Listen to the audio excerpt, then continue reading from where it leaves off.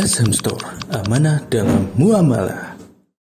Bismillahirrahmanirrahim. Assalamualaikum warahmatullahi wabarakatuh. Innal hamdalillah nahmaduhu wa nasta'inuhu wa nastaghfiruh wa natubu ilayhi wa na'udzu billahi min shururi anfusina wa sayyiati a'malina. من يهده الله فلا مضل له ومن يضلل فلا هادي له أشهد أن لا إله إلا الله وحده لا شريك له وأشهد أن محمدا عبده ورسوله صلى الله عليه وعلى آله وأصحابه ومن تبعهم بإحسان إلى يوم الدين أما بعد إخواني وأخواتي في الله رحمكم الله أوصيكم ونفسي بتقوى الله فقد فاز المتقون. Para jamaah yang dimuliakan Allah Subhanahu wa taala, alhamdulillah pada pagi hari ini kita mampu datang ke Masjid Al-Burhan untuk melaksanakan salat subuh secara berjamaah. Mudah-mudahan Allah Subhanahu wa taala menerima salat kita ini. Amin ya rabbal alamin. Dan kita lanjutkan setelah ini, yaitu belajar kembali membahas masalah fiqih. Pada pertemuan yang lalu, jamaah sekalian, kita membahas tentang bab ariyah, yaitu pinjaman yang berupa barang-barang yang bisa diambil manfaatnya, seperti meminjam mobil, ya, keperluan sehari-hari yang disebut dengan ariyah. Ya, sekarang kita membahas bab yang ke-19, yaitu tentang ihya'ul mawad. Ya, menghidupkan lahan yang mati. Apa itu makna al-mawad? Lughatan huwa ما لا روح فيه والمراد به الأرض التي لم تعمر ولا مالك لها. Secara bahasa, al-mawad adalah sesuatu yang tidak bernyawa. Yang dimaksud di sini adalah tanah. Karena kalau manusia kalau sudah tidak bernyawa, tidak bisa manusia yang lain menghidupkannya kecuali siapa? Allah Subhanahu wa taala. Tapi al-mawad di sini maksudnya tanah, ya, bagaimana dikelola kemudian menjadi hidup lagi. Ya, maksudnya di sini adalah tanah yang belum dikelola dan tidak ada pemiliknya. Ini yang disebut dengan al-mawad. Wa fil istilah, dalam pengertian istilah, huwal ardu munfakka. Tanah yang terbebas, ya, anil ikhtisasat wa milku ma'sum fawal ardul kharab allati lam yajri 'alayha milku li ahad wa lam yujad fiha atharun imarah aw wujida fiha atharun milk wa imarah wa lam ya'lam laha malik. Maksudnya di sini adalah al-mawad, tanah yang terbebas dari hak kepemilikan orang yang terlindungi. Jadi yang tidak ada yang memiliki sama sekali dan bukan tanah yang dilindungi. Ia adalah tanah kosong yang belum berlaku padanya kepemilikan untuk seseorang. Di dalamnya tidak didapatkan tanda-tanda pengelolaan, ya, atau di dalamnya mungkin ada tapi tidak jelas kepemilikannya atau pemilikannya tidak diketahui. Hadirin sekalian, ini disebut dengan al-mawad. Sedangkan ihya menghidupkan. Ada orang pergi kemudian sampai di suatu tempat, melihat tanah-tanah ini kosong, tidak ada pagernya, tidak ada ketidakjelasannya. Ini tanah memang belum ada yang memiliki, tidak ada bekas-bekas pembangunan di situ. Maka dia mengelolanya dengan baik, maka dia berhak untuk memilikinya. Ya, apalagi Al-Mawat ini jauh dari pemukiman penduduk. Ya, misalnya di daerah hutan yang jauh dari kota, dari pemukiman, dia mendapatkan ada tanah kosong di situ, ditumbuhi rumput-rumput atau binatang yang tidak ada sama sekali sebelumnya kepemilikan seseorang, atau bukan termasuk hutan lindung misalnya. Kemudian dia tinggal di situ, menggarap kebun di situ, sehingga tanah itu menjadi subur, ditanami buah-buahan atau pohon-pohon yang bermanfaat, maka dia berhak untuk memiliki tanah tersebut. Dan Islam sangat menganjurkan perbuatan ini, hadirin sekalian.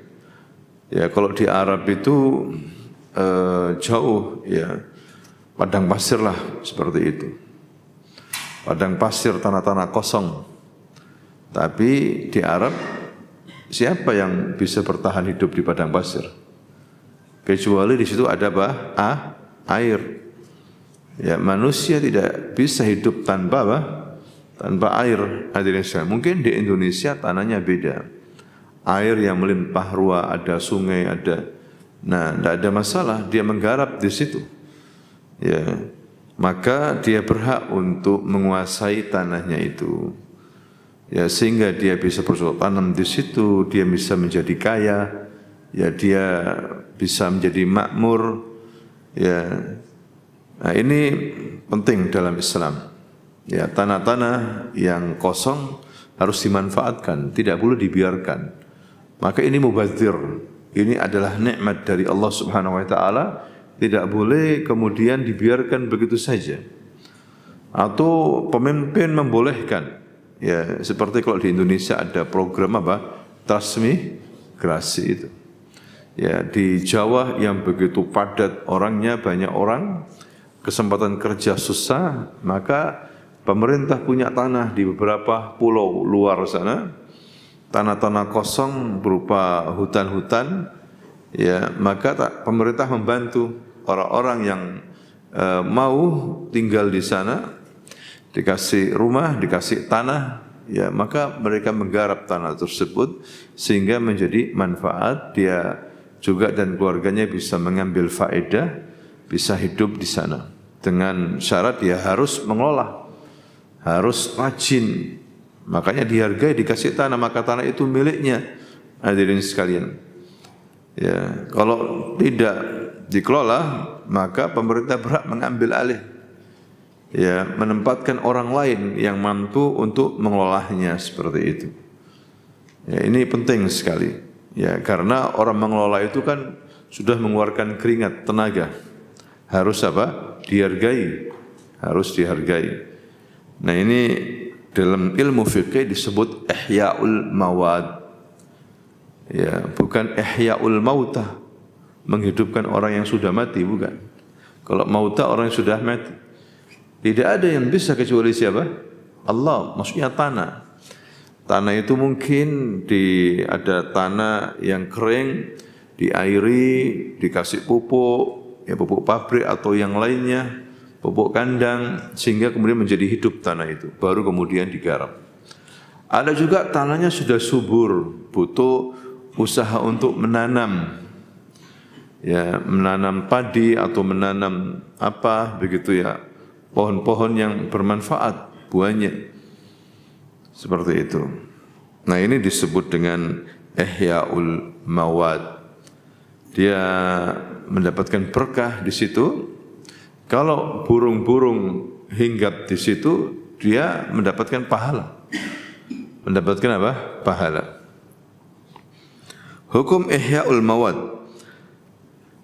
Dasar masalah ini adalah sabda Nabi SAW, "Man ahya ardhan maitatan fahiyalah, wa laysa li irqin dhalimun haqq." Barang siapa yang menghidupkan tanah yang mati, maka ia adalah miliknya. Dan tidak ada hak bagi pemilik benih yang zalim. Ini ada dua masalah. Ya, yang satu menghidupkan tanah yang mati, dia kelola, maka ia berhak untuk memiliki tanah tersebut. Masalah kedua adalah walaysa li'irqin dhalim haq. Tidak ada hak bagi pemilik benih yang zalim. Maksudnya al-irq zalim apa? Ya, seseorang datang ke tanah yang telah dikelola oleh orang lain, lalu dia menanam atau membangun rumah di situ, ya, agar bisa memilikinya dengan tindakan tersebut. Ini tidak boleh, karena tanah tersebut sudah dikelola oleh orang lain.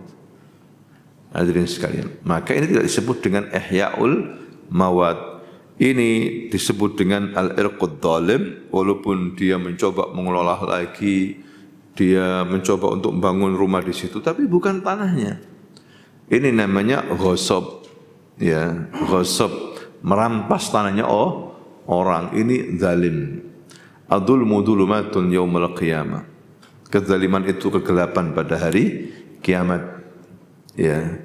Dan barang siapa yang mengambil sejengkal saja tanahnya orang yang bukan miliknya, itu hukumannya berat nanti. Ditimpukan Allah 7 bumi nanti. Ya, seperti itu. Hukumannya ini berbahaya, zalim. Ya. Dan orang yang zalim itu, Bapak Ibu, itu dicepatkan hukumannya di dunia ini.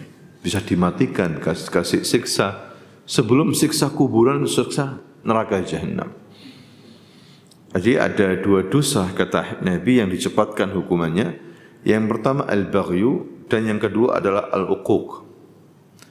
Yaitu berbuat zalim, ya, menzalimi orang, mengambil haknya orang lain, menyakiti orang lain, dan yang kedua adalah al-uquq, berbuat durhaka kepada kedua orang tua. Berbuat durhaka kepada orang tua itu maksudnya mengatakan ya, atau membiarkan orang tuanya enggak dibantu sama sekali, mempekerjakan orang tuanya, disuruh ini, ya, kemudian menyakiti hati orang tuanya, tidak mengakui orang tuanya. Ya, ini termasuk durhaka yang dicepatkan siksanya di dunia.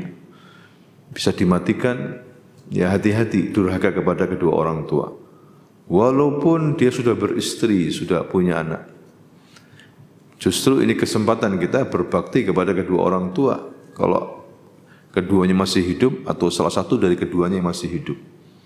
Bahkan kita bisa birrul walidain, berbakti kepada kedua orang tua yang sudah mati. Dengan cara apa? Kita menyambung, ya, rahimnya orang tua kita, paman, bibi, ya, atau teman-teman orang tua kita dulu duduk sama siapa dia. Kita datangi, kita ucapkan dengan ucapan yang baik, kita bantu secara materi. Ini termasuk birrul walidain, berbakti kepada kedua orang tua di saat orang tua sudah meninggal dunia. Kezaliman, ya, yang kedua kezaliman dicepatkan. Ya, zalim di sini ada 3 sebetulnya. Pertama, zalim yang paling besar, zalim kepada Allah. Berbuat zalim kepada Allah dengan berbuat syirik. Yang kedua, adzulmu linnas, menzalimi manusia. Yang ketiga, menzalimi diri sendiri, menghancurkan diri sendiri dengan narkoba, ya, dengan berbuat maksiat, tak sholat, dia setelah menzalimi dirinya sendiri. Ya, inilah 3 macam kezaliman. Termasuk tanahnya orang kemudian dipikir kosong, langsung tanami, dibangun rumah. Ini kezaliman, tidak boleh, hadirin sekalian. Ya, apalagi di Indonesia subur. Di Arab itu ada perjalanan Mekah, Madinah atau Madinah Mekah, ada gedung-gedung atau bekas-bekas rumah yang mungkin hancur. Berarti itu ada pemiliknya, cuma orang nggak tinggal di situ. Meteran listriknya itu masih ada, tapi bangunannya itu dibiarkan begitu aja, nggak dirawat. Nah itu masih ada, tidak bisa dikatakan ihya'ul mawat, tidak sekarang mawat karena ada yang memilikinya. Ya, cuma malas untuk apa namanya ini.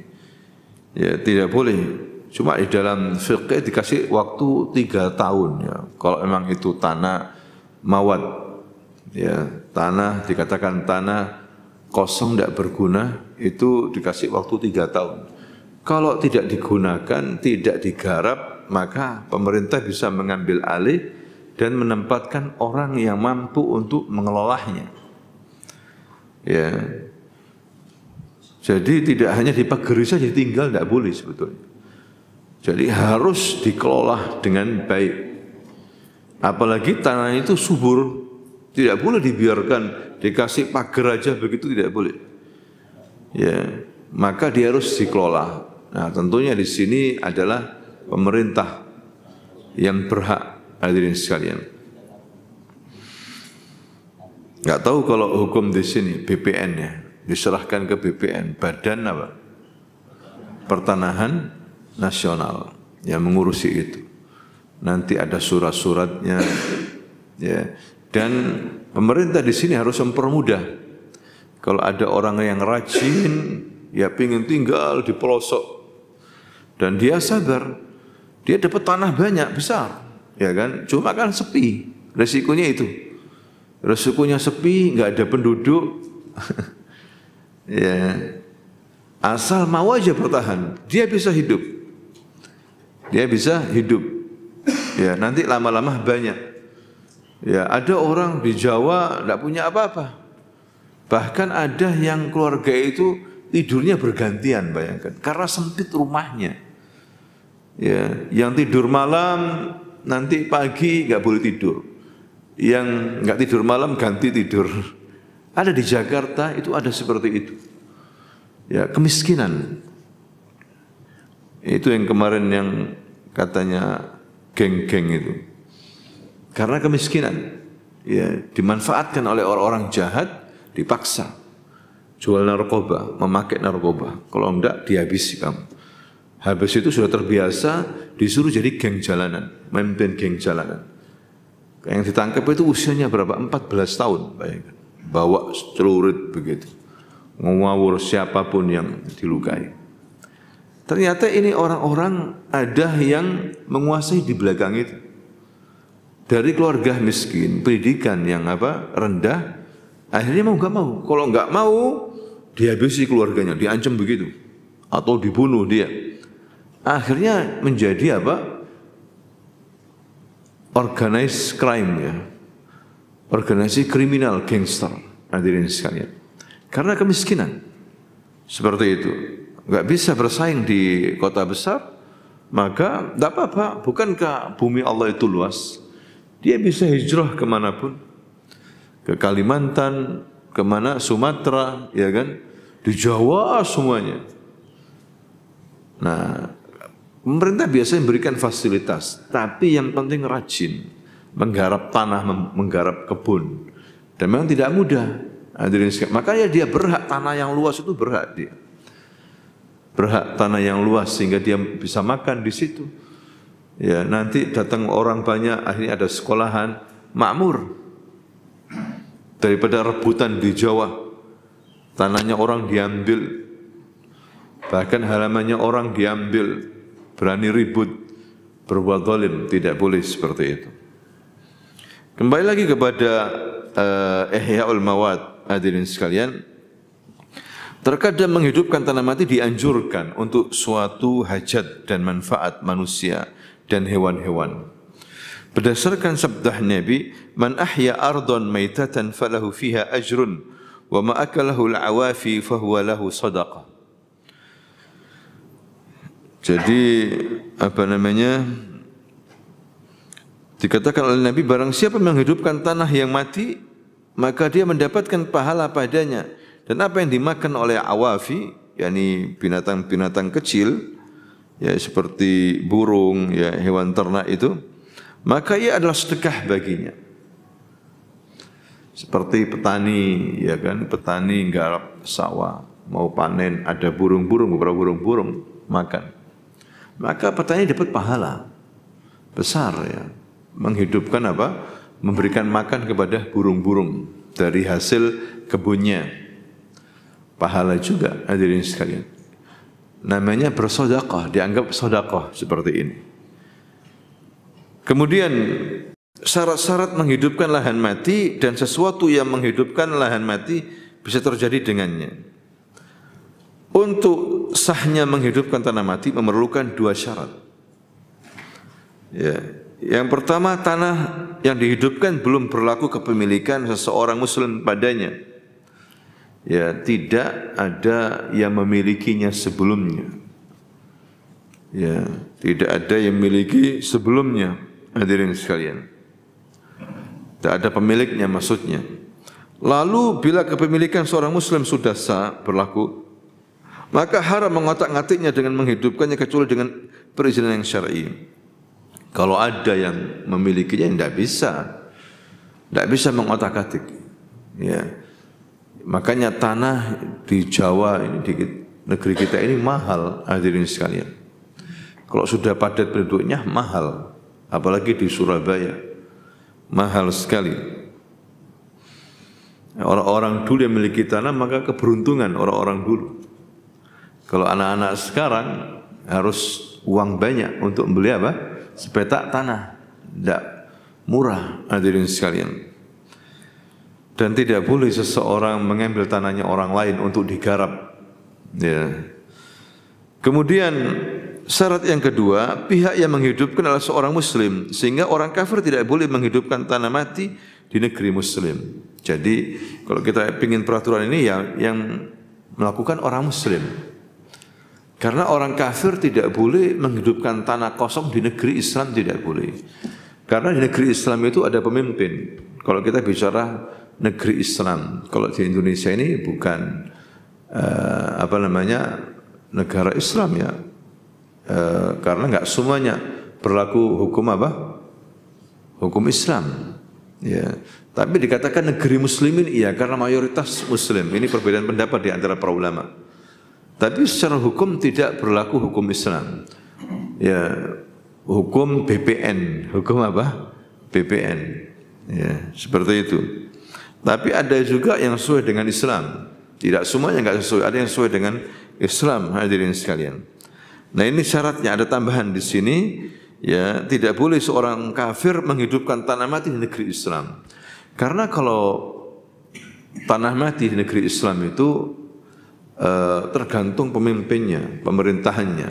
Terkadang itu tanah mati ya dibuat untuk mengelola hewan-hewan zakat. Hewan-hewan apa? Zakat. Ya, dikelola untuk tempat-tempat pertemuan, misal untuk sholat Id. Ya, untuk sholat Id dibuat untuk kandang-kandang onta, sebagaimana yang terjadi pada zaman Utsman ibn Affan dan Umar ibn Khattab. Pada zaman Nabi begitu juga, perulahan besar untuk onta-onta yang misal diambil dari ghanimah misalnya, dari rampasan perang. Ditaruh di mana? Di lahan-lahan kosong, hadirin sekalian, yang tidak ada kepemilikannya, kecuali dengan izin apa? Pemerintah. Seperti itu. Kemudian berikutnya, menghidupkan lahan mati terwujud dengan bila dia membangun pagar yang kokoh sesuai dengan kebiasaan yang berlaku, maka dia telah menghidupkannya berdasarkan sabda Nabi, man ahata haitan ala ardin fahiyalah. Barang siapa yang mendirikan pagar di atas sebidang tanah, maka tanah itu miliknya. Jadi harus ada pagar-pagar, karena tidak mungkin dia menguasai tanah seluas itu di hutan, di gunung misalnya. Tidak mungkin kan? Maka dia tahu tenaganya terbatas. Ya sudah, saya pengen sekian aja di pagari. Tapi juga tadi itu harus digarap. Maka dia berhasil menghidupkan tanah tersebut. Dikatakan bisa menghidupkan tanah. Kemudian yang kedua, bila dia menggali sumur di tanah mati, lalu dia mendapatkan sumber airnya, maka dia telah menghidupkan tanah tersebut.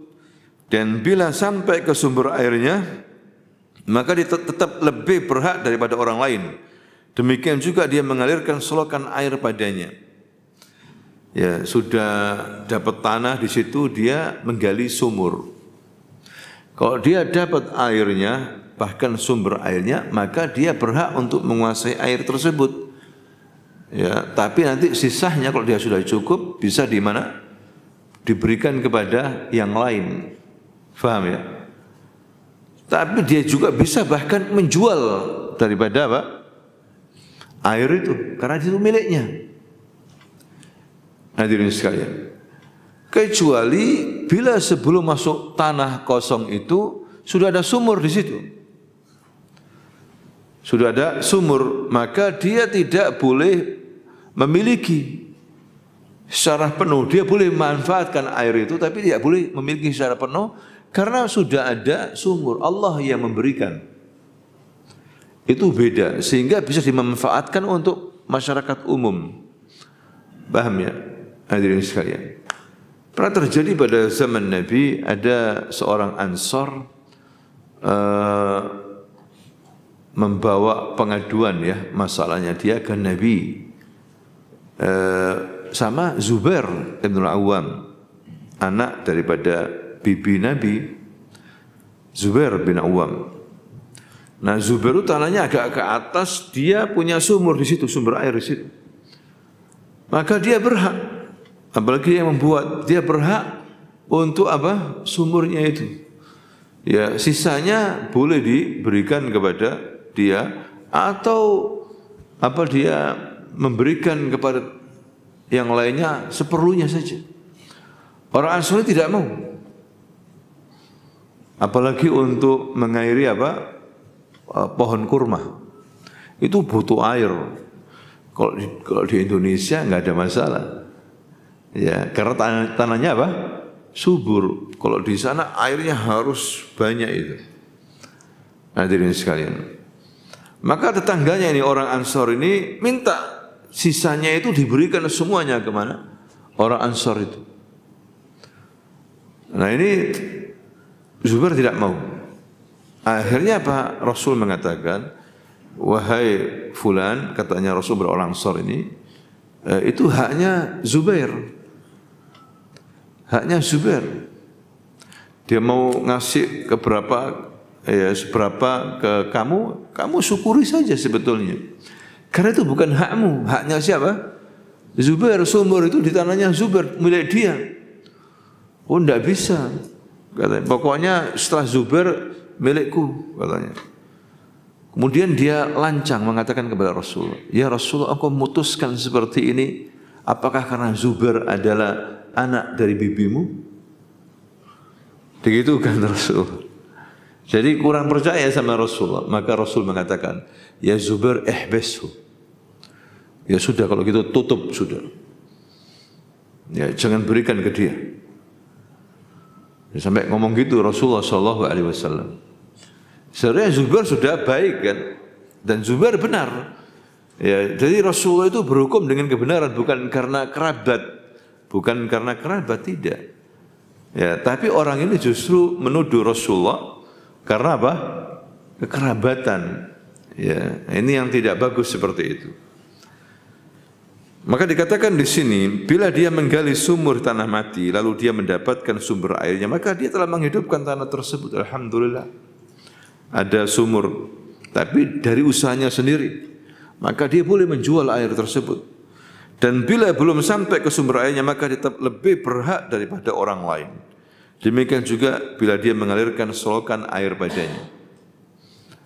Ya, karena dia menggali buat selokan-selokan, ya sebagai apa? Tanda juga bahwa ini tanah ada yang makmurkan, sehingga orang lain tidak boleh langsung masuk begitu saja. Paham ya, Bapak Ibu ya? Nah, ini tentang sosial, bagaimana Islam sampai seperti ini. Anda bisa melihat agama lain selain Islam sampai masalah air diatur. Sampai masalah apa? Air, perkebunan diatur oleh Islam. Hadirin sekalian, luar biasa agama Islam ini. Kemudian bila dia mengalirkan air ke tanah yang mati, dialirkannya dari mata air atau sungai atau yang, maka sungguh dia telah menghidupkannya. Sama juga ya tanah mati, kemudian dia mengambil pipa ya dari sungai air itu, kemudian dialirkan ke tanah itu agar tanah subur, maka berarti dia dianggap telah menghidupkan tanah itu, yaitu ihya'ul mawad. Ada usaha-usaha yang tanahnya itu kering, dialirkan terus air sampai tanah itu lembut, ya bisa ditanami. Maka dia dianggap menghidupkan tanah itu dan dia berhak dengan tanah itu. Mau mendirikan bangunan di situ, mau nanam pohon di situ, dia berhak. Karena ada usaha-usaha dia itu harus dihargai, Bapak Ibu. Ya, makanya ini adalah contoh dari orang-orang yang kerja keras. Itu dihargai oleh Allah. Seorang kerja keras lebih bagus daripada menganggur. Tidak boleh seorang menganggur, harus bekerja. Ya, Rasul pernah disalami orang yang tangannya kasar. Dia petani, tangannya kasar. Ya, wajar. Ya, sama orang yang halus.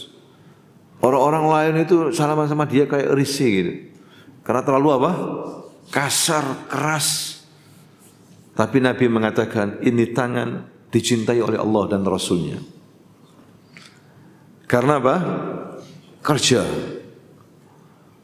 Ya. Tapi kerja kan macam-macam ya. Ada orang kerjanya kantor, akhirnya tangannya halus. Bukan berarti nggak kerja. Dia kerjanya di kantor, pakai AC, masya Allah. Ya duduk tinggal tanda tangan, pulpennya aja lembut. Ya nggak capek dia. Ya macam-macam kerjanya. Yang penting dia kerja. Ada kerja emang kerjanya keras. Ya, Allah takdirkan macam-macam orang itu, hadirin sekalian. Rezekinya juga bermacam-macam.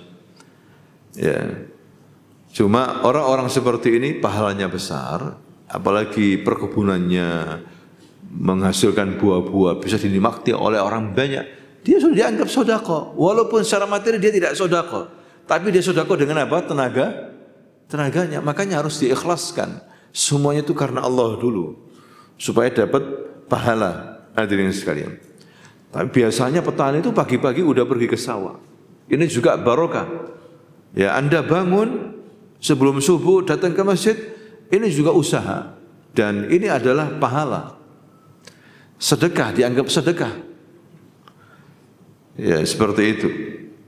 Dan kena doa Nabi. Nabi pernah berdoa, Allahumma barik ummati fi bukuriha. Ya Allah, berkatilah umatku yang pagi-pagi hari sudah bangun, usaha. Ya, kena doanya. Yang tidur enggak dapat doa Nabi. Tidur jam 10 baru apa? Bangun. La shalla wa la zakka, enggak salat subuh. Orang-orang seperti ini ya sakit badannya, enggak kena berkah. Walaupun pekerjaannya ringan. Hadirin sekalian, tidak dapat berkahnya. Ya.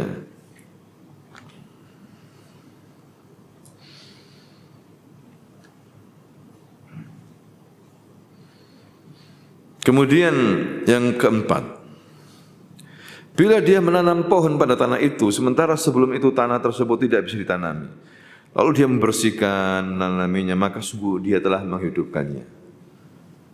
Ya.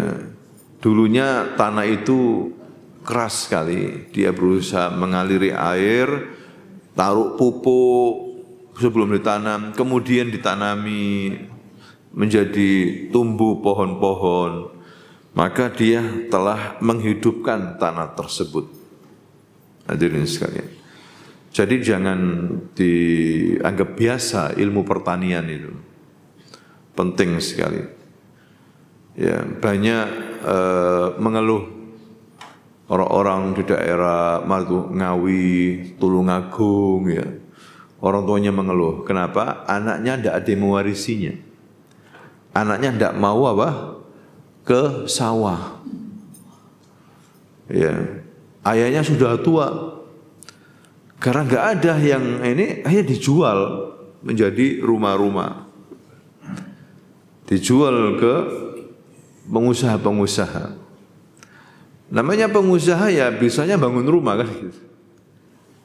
Anaknya kemana? Anaknya jadi TKI, TKW, TKI. Ya, jauh sekali. Gak mau apa? Tangannya kotor, gak mau. Apa bah? Ke sawah. Anak milenial itu gak ke sawah. Anak milenial itu ke mall. Ya, kerjanya di kantor. Nah, ini suatu pemahaman yang salah. Hadirin sekalian. Justru orang-orang kota itu ingin kembali ke yang sepi-sepi itu. Anda lihat kalau weekend, orang Jakarta, orang Surabaya, kira-kira kemana? Yang kaya-kaya, ke Malang, ke Batu, ke Puncak, ke Bogor. Ingin tenang, melihat sawah-sawah, melihat kebun-kebun itu. Ya, mereka beli di sana. Bahkan ada teman saya bosan hidup di Surabaya. Saya mau sekarang ini konsentrasi, saya mau cari tanah di daerah Pacet. Saya mau cari tanah yang enggak besar, saya bertani di situ sudah. Sampai seperti itu. Ya. Buat apa di sini? Ribet pikiran, pusing di kota. Seperti itu. Nah, ini orang kembali kepada hidup secara alami. Itu lebih baik, kesehatannya lebih baik, udara juga lebih baik. Makanya Nabi SAW waktu masih bayi itu ditaruh di mana? Di Bani Sa'ad, pegunungan Bani Sa'ad. Hadirin sekalian, pegunungan Bani Sa'ad. Kenapa taruh di sana? Supaya tumbuhnya itu sehat, udaranya itu masih asli, belum tercampur ya dengan penyakit orang-orang kota, dan bahasanya masih bagus, bahasa Arabnya. Kalau bahasa kita di sana, bahasa Jawanya itu masih apa? Bagus begitu. Kalau di kota anak-anak nggak bisa bahasa Jawa. Biasanya orang-orang dulu seperti itu. Ya. Kemudian berikutnya, ikhwah fillah, di antara ulama ada yang berkata, sesungguhnya menghidupkan tanah mati tidak tergantung pada ketentuan di atas saja. Namun masalah ini kembali kepada masalah uruf, kebiasaan. Apa yang dianggap oleh orang-orang sebagai upaya menghidupkan, maka ia adalah menghidupkan. Dan apa yang tidak dianggap menghidupkan, maka tidak dianggap menghidupkan. Jadi ada yang mengatakan, oh nggak usah syarat-syarat seperti itu. Realnya sajalah faktanya. Ya, ada tanah, nggak ada pemiliknya, digarap. Yang penting ada yang apa? Menggarap, bukan dipatoki kemudian ditinggal. Lah, tidak bisa. Ya, harus digarap di situ. Ya sudah, dia dapat seperti itu. Tidak usah syarat macam-macam lah. Ya, tapi kalau di sini kalau bisa pemerintah membantu. Ya, jangan berbuat zalim. Dia sudah menggarap kemudian diusir. Ya kan kasihan. Berbuat zalim seperti itu. Padahal tanah itu dulunya nganggur. Alhamdulillah, seharusnya dibantu untuk dikasih surat tanah itu. Diberikan ke dia. Dia berhak untuk mendapatkan karena dia jujur betul-betul mengeluarkan tenaganya sehingga tanah itu bermanfaat. Ya, untuk hewan, untuk manusia yang lainnya. Atau dengan cara hasil bagi.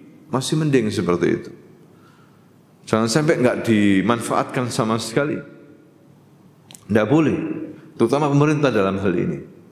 Hendaklah tanah-tanah kosong itu diberikan ke masyarakatnya. Jangan dijual ke apa? Asing, wong masyarakatnya banyak kok. Masih membutuhkan tanah-tanah. Ya, kalau pemerintah yang baik, hadirin sekalian, memberikan tanah untuk dikelola dan dikasih rumah. Orang-orang yang belum punya apa? Rumah, rakyat yang belum rumah. Masyarakat kita kan banyak yang miskin. Ngontrak, ya, jangan dijual. Ada sebagian pejabat-pejabat yang dolim itu menjual kesempatan ini, mumpung apa? Jadi pejabat dijual, nggak peduli dengan masa depan rakyatnya. Jual ke orang asing. Ya, kasihan. Bahkan saya dengar sudah dijual tanah-tanah di pegunungan itu sudah dijual ke orang asing. Daerah Tretes apa itu, ya, luar biasa. Nah, ini sangat disayangkan. Tentunya orang yang beriman tidaklah seperti itu. Kemudian beberapa hukum yang berkaitan dengan ihya al-mawad. Yang pertama, barang siapa yang menghidupkan sebagian tanah mati, maka sungguh dia telah memilikinya berdasarkan keumuman hadis-hadis yang telah disebutkan sebelumnya. Di antaranya adalah man ahya ardhan maitatan fahyalah. Jelas ya, menghidupkan tanah yang mati. Tanah yang mati tadi itu tidak ada pemiliknya sebelumnya. Tidak ada bekas-bekas imarah. Tanah yang di pengolahan tanah atau bangunan, betul-betul tanah kosong. Ya, tanah yang tidak ada apa? Miliknya. Maka kalau digarap, maka dia berhak untuk memiliki tanah tersebut. Daerah harim. Daerah harim itu maksudnya daerah lindung. Di sekitarnya ada hak-hak dan perlengkapan. Memang ada yang menggarap, walaupun bukan bangunan atau kebun. Bisa jadi itu tanah dimanfaatkan, namanya tanah harim. Tanah harim itu kelihatannya kosong, tapi bisa dipakai untuk ternak, dipakai untuk sholat id, dipakai untuk main bola. Tidak boleh langsung digarap aja. Ya, apalagi ada bekas-bekas sesuatu di situ. Tidak boleh. Hadirin sekalian, itu namanya apa? Harim. Dari kata haram. Ya. Kemudian yang ketiga, pemimpin kaum muslim berhak mengkafling tanah mati untuk orang yang menghidupkannya. Berdasarkan hadis Wa'il bin Hujr, Nabi SAW aqta'ahu ardan bi Hadramaut, bahwa Nabi mengkafling sebuah tanah di Hadramaut untuknya. Ya, ini kalau dia sebagai apa? Pemimpin. Ini haknya pemimpin. Haknya pemimpin. Dan wilayah umat Islam itu sudah sampai Hadramaut. Wilayah umat Islam sudah sampai Hadramaut. Terjadi namanya futuhat. Futuhat itu apa? Pembukaan negeri-negeri. Ya, umat Islam dulu kan Madinah. Dari Madinah kemudian menyebar. Ya, sampai ke Romawi, sampai ke Persia ditaklukkan oleh umat Islam. Bahkan dulu Spanyol ditaklukkan oleh umat Islam. Hadirin sekalian, ditaklukkan. Ya, umat Islam hidup di sana 800 tahun. Orang-orang Nasrani makmur, tidak dizalimi oleh umat Islam. Tapi ketika mereka menguasai, dihabisi umat Islam, tidak disisakan, walaupun satu tidak disisa, dibunuh habis atau diusir. Ya, lihat bagaimana umat Islam kalau menguasai suatu negeri, makmur, adil, ya, orang kafir bisa hidup nyaman. Hadirin sekalian. Tapi kalau mereka mayoritas yang menguasai, habis umat Islam. Ya. Jadi yang dolim ini yang mana? Yang radikal ini mana? Yang radikal itu yang mana? Ya, dalam sejarah Islam itu seperti itu, hadirin sekalian. Jadi pemimpin punya hak kuat ya untuk menentukan mengkafling tanah, ya, memberikan kepada siapa saja tanah ini untuk dikelola, itu memang hak pemerintah. Di sini pentingnya pemerintah. Ya, adanya pemerintah walaupun 1 hari lebih baik daripada tidak ada pemerintah 40 hari. Pentingnya adanya pemerintah, hadirin sekalian. Karena kalau tidak ada pemerintah, kacau balau. Makanya Islam sangat perhatian sama pemerintah ini, jangan diberontak. Ya, walaupun mereka berbuat zalim, ya, jangan diberontak karena banyak manfaatnya, Mas ya. Kalau tidak ada, berbahaya. Orang akan pakai hukum riba. Ya, kalau dia berbuat zalim, ya sudah, doakan. Orang yang zalim itu enggak lama. Tadi itu kata Nabi apa? Dipercepat azabnya. Ya, dipercepat azabnya orang yang zalim itu. Banyak zalimnya cepat runtuh.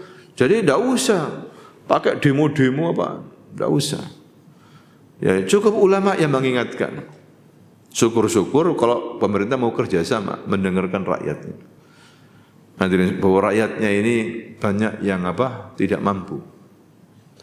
Maka dicari usaha bagaimana supaya mendapatkan pekerjaan. Begitu juga Rasulullah SAW.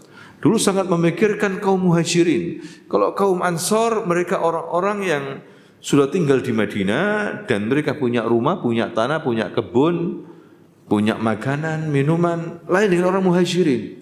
Orang muhajirin hijrah dari Mekah menuju Madinah, ya, untuk mempertahankan akidah. Tidak boleh bawa apa-apa. Semua harta dirampas. Toko rumah diambil alih sama orang Quraisy. Uang, kasihan di Madinah, kasihan. Orang-orang Madinah menolong orang muhajirin. Tapi Nabi tetap memikirkan kasihan. Bagaimana ini?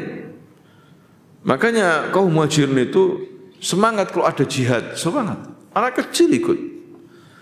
Ya, kalau diizinkan ikut, semangat. Terutama ketika ditaklukkan Khaybar. Khaybar ini markas Yahudi.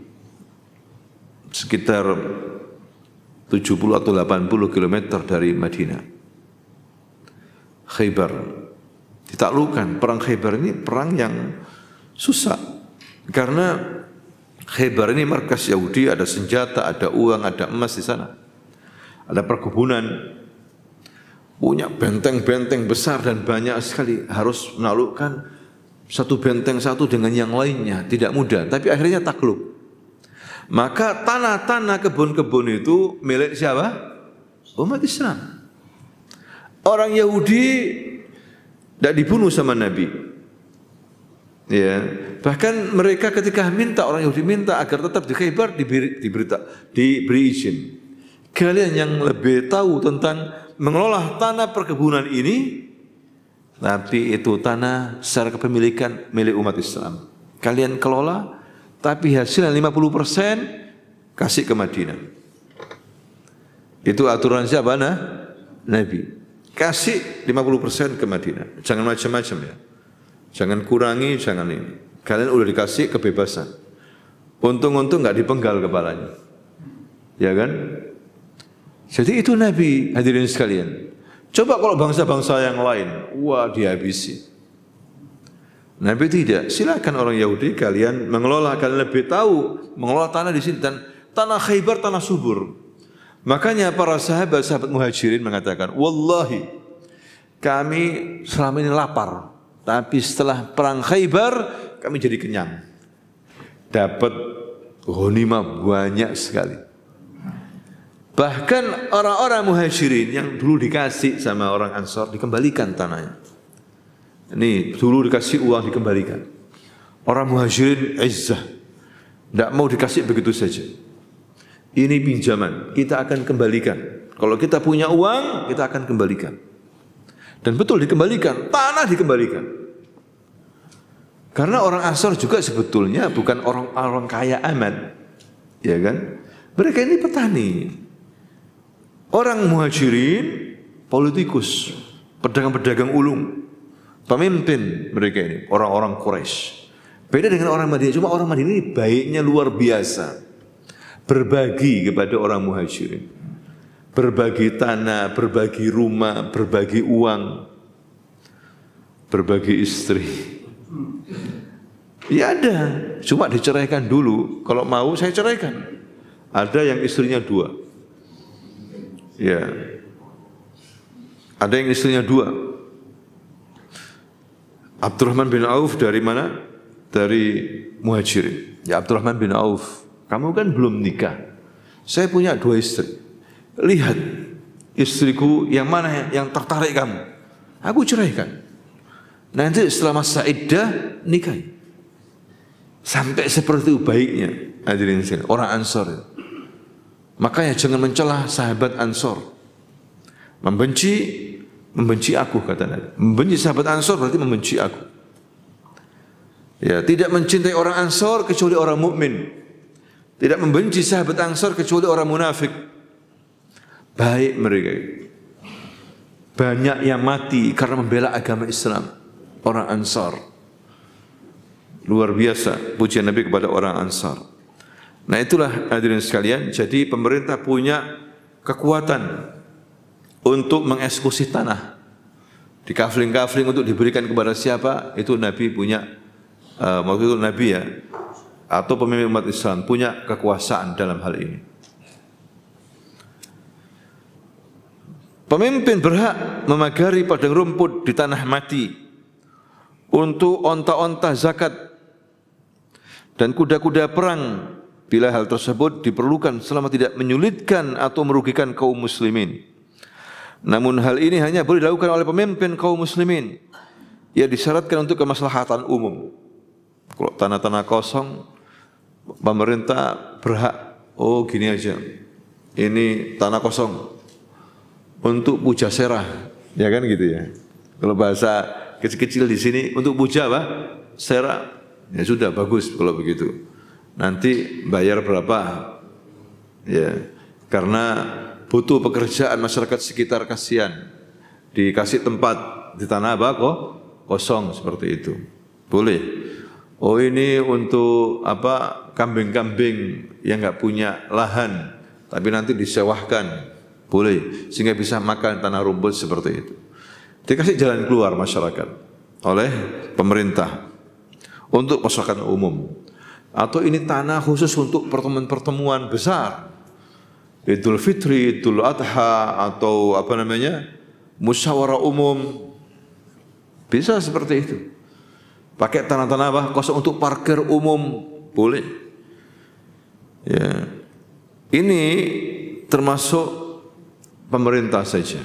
Kalau di zaman Rasul ya Allah dan Rasulnya, maksudnya begitu. Makanya ada hadis yang mengatakan la hima illa lillahi wa lirasulihi. Tidak ada tanah yang hima, daerah lindung, kecuali itu daerah lindung yang ditetapkan oleh Allah dan Rasulnya. Ya, kalau dari pemimpin, ya pemimpin itu adalah naungan Allah di muka bumi. Makna hima adalah menjadikan sebagai daerah lindung, daerah larangan yang tidak boleh dekati oleh masyarakat. Jadi masyarakat tidak boleh menghidupkan tanah di situ, tidak boleh sudah. Karena itu sudah dilindungi, tidak boleh masuk di situ. Hutan lindung misalnya, boleh enggak digarap? Tidak boleh, kecuali hutan yang lepas. Ya, boleh silahkan ambil tanahnya beberapa, silahkan. Dalam hukum seperti itu. Ya, memangnya dapat tanah besar, cuma tidak mudah garap tanah. Kadang ketemu ular, kadang dimakan ular. Ceritanya kan macam-macamnya. Kadang dimakan buaya. Ya, tidak mudah untuk mengolah tanah rimba itu, tidak mudah. Hadirin sekalian. Ya, ada yang ketemu Tarsan, tidak ada Tarsan ya. Di film saja itu. Nah itulah hadirin sekalian tentang Ihya'ul Mawad dalam Islam. Iya, sampai di sini ada pertanyaan tentang masalah ini? Iya. Kalau di Surabaya ini kayak Ihya'ul Mawad kayaknya nggak ada sebagai semua ada yang cuma yang paling banyak itu tanah kosong dan nggak tahu pemiliknya. Tetangga sekitarnya juga nggak tahu pemiliknya. Kalau dibiarkan kayak rumput liar itu nggak nyaman juga. Kalau ditanami kayak pisang itu hasilnya dimanfaatkan, hukumnya gimana Ustaz? Ya, menurut para ulama, misalnya di Surabaya ini kan hampir tidak ada Ihya'ul Mawad, tanah kosong yang nggak ada pemiliknya. Tapi ada beberapa tanah kosong yang pemiliknya tidak diketahui. Ya, kalau nggak diketahui, diserahkan kepada pejabat di daerah situ. Harus ada izin dari apa? Pejabat daerah situ, kelurahan kayak ya RT RW, nggak apa-apa. Kalau mereka mengizinkan ya sudah. Ya karena pemiliknya nggak jelas ini, sehingga tumbuh apa rumput-rumput, ya akhirnya dibuat sembunyi ular. Ya, atau orang asal saja naruh sampah-sampah di situ. Ya, itu tidak boleh. Ya, supaya bagus maka ditanami. ia menghasilkan lombok atau apa gitu, tanpa harus memilikinya karena bukan pemiliknya. Nah itu tapi tetap kalau bisa diserahkan kepada uruf kebiasaannya gimana di situ. Ya Islam mengikuti itu. Ya biasanya apa? Izin kan ya? Izin siapa itu? Ya nggak izin Ustaz, yang syukur ditanam nggak ada yang miliki, nggak tahu pemiliknya siapa. Tapi biasanya juga siapapun boleh ngambil Ustaz. Oh gitu ya. Nah itu apa namanya, bisa seperti itu. Seperti dikatakan tadi itu definisi Ihya'ul Mawad. Tanah ada pemiliknya, cuma nggak diketahui apa pemiliknya. Bisa seperti itu tanamnya. Apalagi sudah bertahun-tahun. Ya, ada pemiliknya, berarti kita tidak boleh memilikinya. Itu diantara definisi tadi itu yang pertama. Ya. Yaitu tanah terbebas dari hak kepemilikan orang yang melindungi, ya, atau ini tanah kosong tidak ada pemiliknya, atau di dalamnya ada tanda kepemilikan, ya, tapi tidak ada yang tahu siapa apa pemiliknya. Jadi boleh, tapi kalau dimiliki tidak boleh. Jadi sah-sah saja di situ. Ya, kalau misal terlalu luas ya biasanya ngomong sama apa kelurahan atau apa begitu ya. Karena nanti berhubungan dengan jalan atau apa, kalau dipakai masyarakat banyak begitu. Kalau memang mengganggu parkirnya dan sebagainya, khawatir begitu. Tapi kalau tanah-tanah beberapa meter saja, misalnya setengah hektar begitu ya. Ya bagus ditanami oleh masyarakat di situ. Tidak apa-apa sampai diketahui apa pemiliknya. Kalau pemiliknya mengatakan tiba-tiba datang, oh tidak boleh, ini tanahku ini, nggak boleh kalian asal-asalan, cabut semuanya itu. Ya sudah, kita harus siap apa rela untuk mencabut semua pohon-pohon di situ, tanaman di situ, seperti itu. Paham ya? Jadi sesuai dengan definisi tadi dalam kitab ini begitu. Ada tanda-tanda kepemilikan, tetapi apa? Tidak diketahui apa pemiliknya. Ada seperti itu. Nggak tahu pemiliknya di mana? Di Jepang. Ada sebagian di Belanda. Ada di daerah Antel. Ya, sulit untuk dihubungi. Ditawar pun sulit karena di Belanda. Ya, yang mana susah. Tapi suratnya bahwa tanah itu memang milik dia yang di Belanda sana. Ya, dimanfaatkan akhirnya untuk mungkin parkir atau apa begitu. Itu boleh seperti itu. Tapi kalau pemerintah mengeksekusi, melarang ya, so kita nggak bisa berbuat apa-apa. Oh jangan, kita nggak bisa. Itu tanahnya orang lain. Nah sudah nggak bisa gitu. Tergantung. Kalau pemerintah diam aja ya, tidak apa-apa dimanfaatkan. Asal jangan apa dimiliki. Kayaknya Ustaz tanah-tanah kosong yang kadang malah milik PT yang nggak tahu dan biarkan bertahun-tahun ada warga yang nanami, hasilnya Ya, apa-apa. dimakan nggak apa-apa Ustaz. Apa?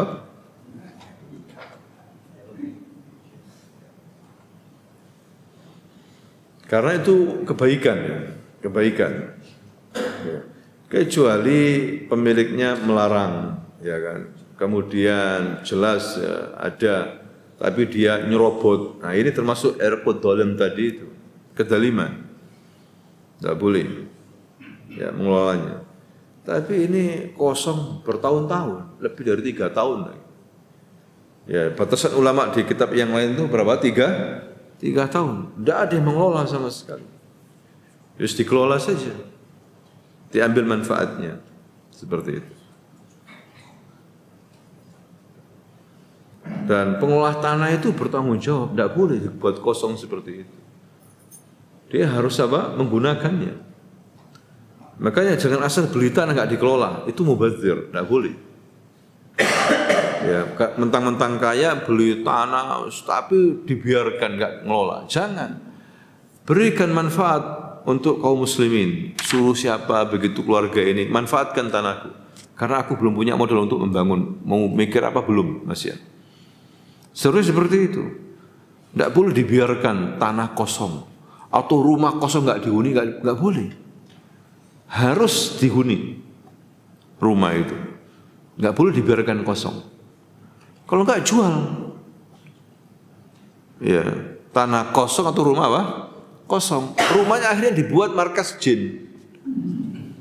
Iya, dibuat markas jin akhirnya. Sedekah sama jin. Kata jin zen ini rumah. Seperti itu. Paham ya, Bapak Ibu ya? Ada lagi yang bertanya? Ya.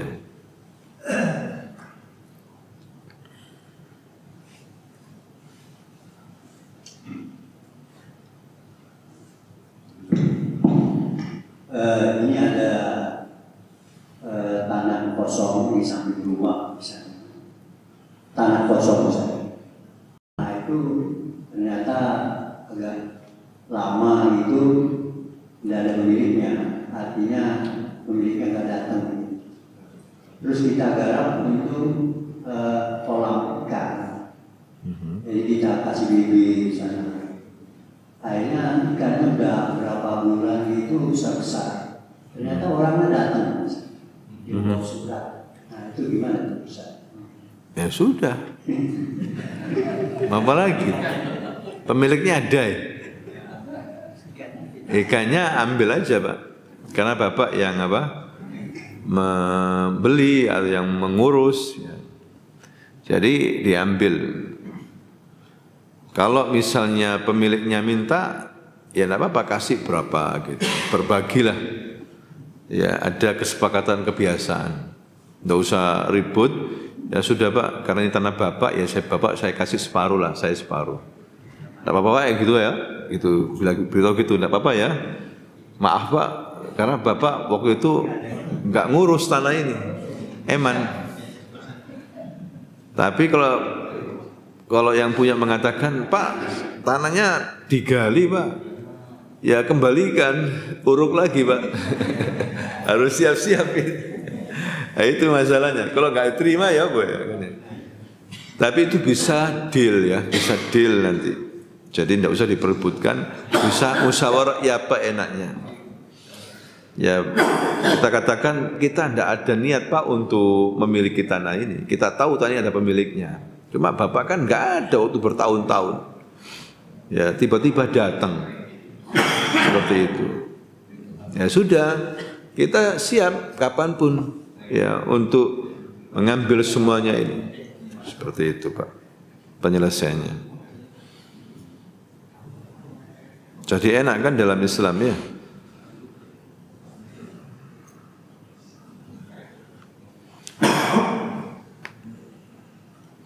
Baik, cukup ya. Subhanakallahumma wa bihamdika asyhadu an la ilaha illa anta astaghfiruka wa atubu ilaik. Assalamualaikum warahmatullahi wabarakatuh. Waalaikumsalam.